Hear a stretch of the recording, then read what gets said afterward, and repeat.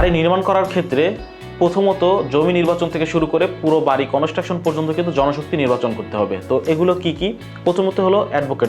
যদি আপনি একটা সুন্দর দেখে জমি কিনতে চান এবং জমির ক্ষেত্রে কোনো সমস্যার সমাধান করতে চান বা সমস্যায় পড়েন, সেক্ষেত্রে কিন্তু অ্যাডভোকেটের সাথে পরিচিত থাকা বা যোগাযোগ রাখা জরুরি। পরবর্তী যেটা আসে, যদি আপনার জমি থেকে থাকে, যে একজন আর্কিটেক্টের সাথে যোগাযোগ করা, যে প্ল্যান করে দিবে যে কোথায় কি হবে, সেই রিকুইজিশনগুলো আপনি আর্কিটেক্টকে বলবেন, সেই আর্কিটেক্ট সেই অনুযায়ী প্ল্যান করে দিবে। এবং পরবর্তী যে বিষয়টা আসে সেটা হলো একজন সিভিল ইঞ্জিনিয়ার। সেই প্ল্যানটা কিন্তু একজন সিভিল ইঞ্জিনিয়ার বাস্তবায়ন করবে, অবশ্যই তার সাথে যোগাযোগ করতে হবে। এবং তারপর আসে কি ইলেকট্রিক ইঞ্জিনিয়ার, যে কি করবে, ইলেকট্রিক ইঞ্জিনিয়ার কিন্তু ইলেকট্রিক্যাল ড্রয়িংগুলো করে দিবে। এবং পরবর্তীতে আসে হলো ইলেকট্রিশিয়ান, যে কাজগুলো সাইটে থেকে করে দিবে। এবং পরবর্তীতে আসে রাজমিস্ত্রি, কাঠমিস্ত্রি, রং মিস্ত্রি। এগুলো কিন্তু খুবই গুরুত্বপূর্ণ একটা বিষয় বাড়ি নির্মাণ করার ক্ষেত্রে।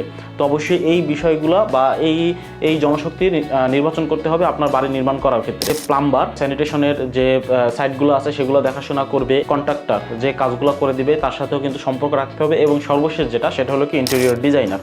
তো ইন্টেরিয়র ডিজাইনের সাথে কিন্তু আপনার কি করতে হবে, যোগাযোগ রাখতে হবে। তো একটা বাড়ি নির্মাণ করার ক্ষেত্রে যদি আপনি এই জনশক্তিগুলোর সাথে দেখা যাচ্ছে যে যোগাযোগ কন্টিনিউ করতে পারেন, তাহলে কিন্তু আপনার বাড়িটা খুব সহজে নির্মাণ করতে পারবেন। তো ভালো থাকবেন সবাই, ধন্যবাদ সবাইকে, আল্লাহ হাফেজ।